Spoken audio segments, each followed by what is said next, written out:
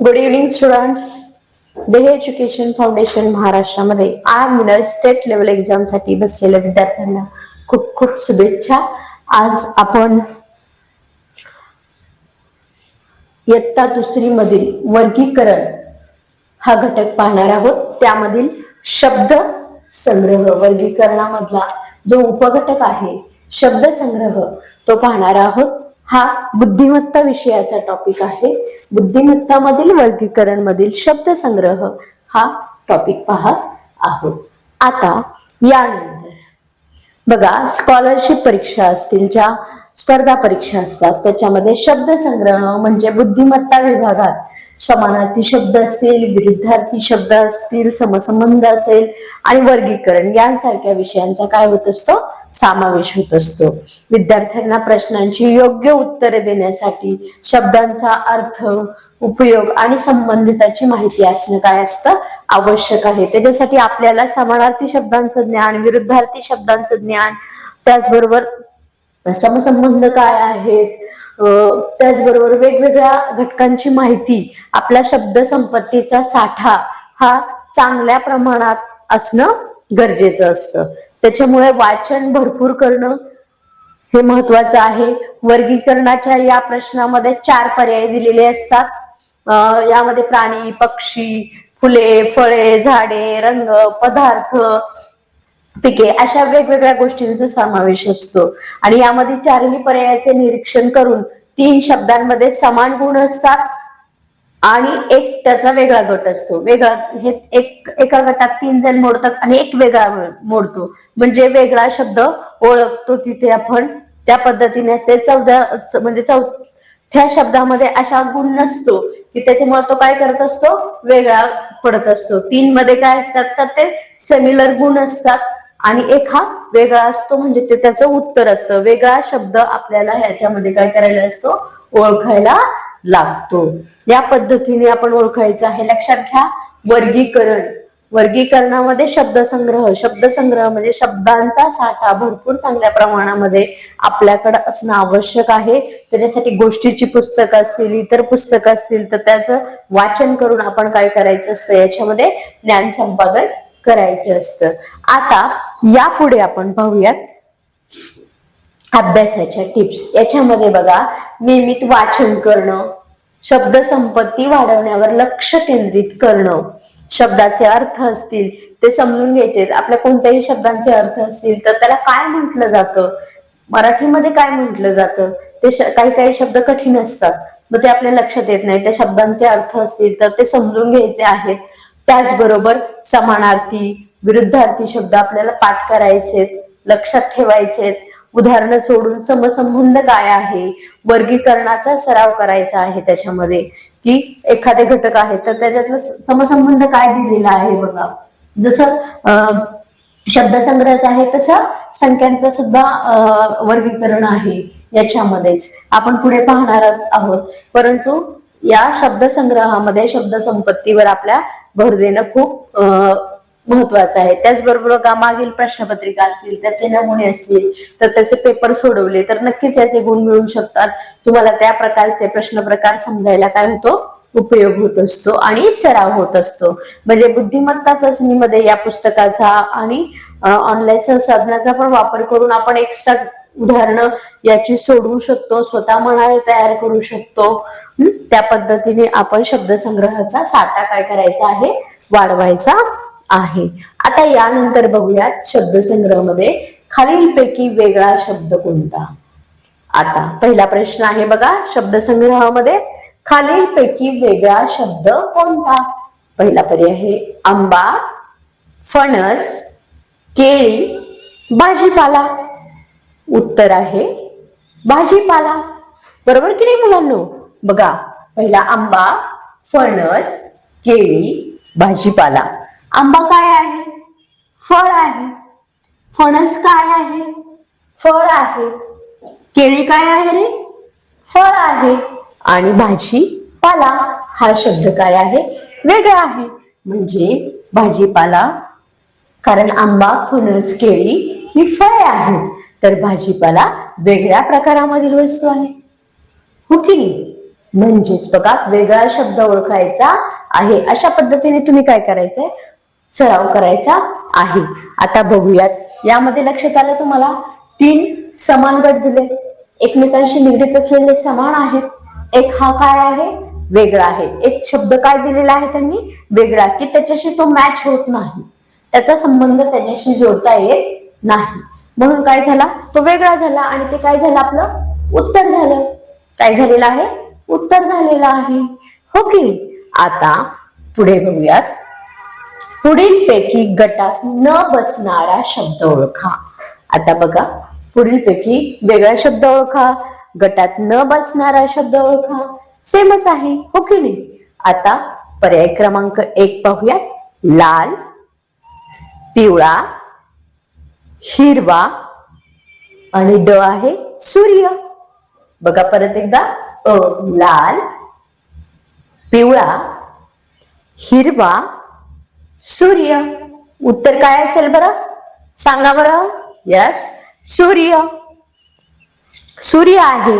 का बरं सूर्य, कारण लाल, पिवळा आणि हिरवा हे काय आहेत, रंग आहेत.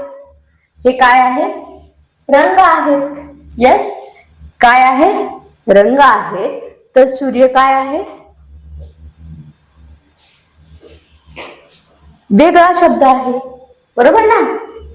सूर्य काय आहे, वेगळा शब्द दिलेला आहे. लक्षात येतंय तुमच्या. त्याचबरोबर पुढे पुढील शब्दांचे वर्गीकरण करा. पुढील शब्दांचे वर्गीकरण करा.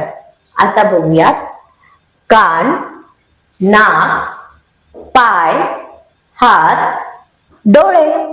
उत्तर आहे बघा, शरीराचे अवयव नाक, कान, पाय, हात आणि डोळे आहेत, बरोबर. मग आता याच्यामध्ये पायाने चालणाऱ्या वस्तू काय आहे, पायाने चालणार पाय.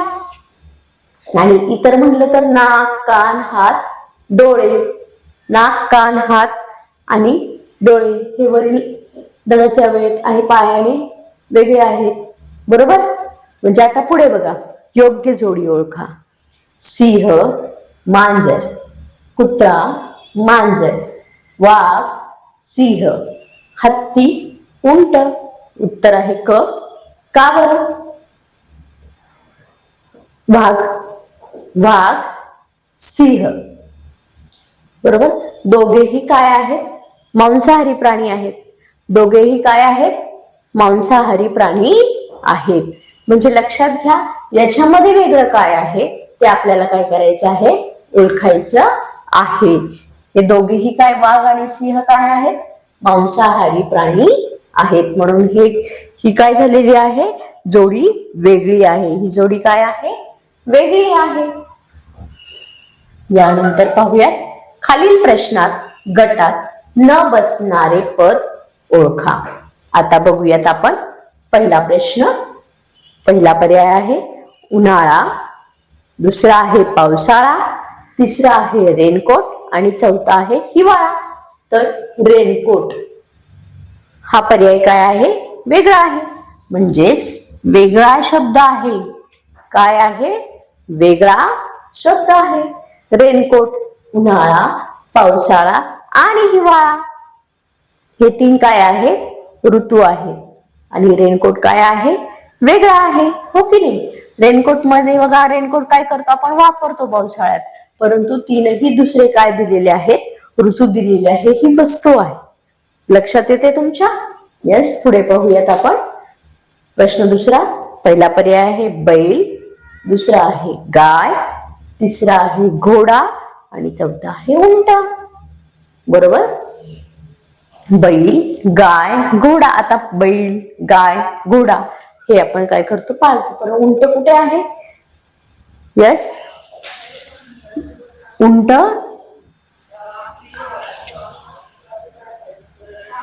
यस, सांगा बरं, वाळवंटात राहतो.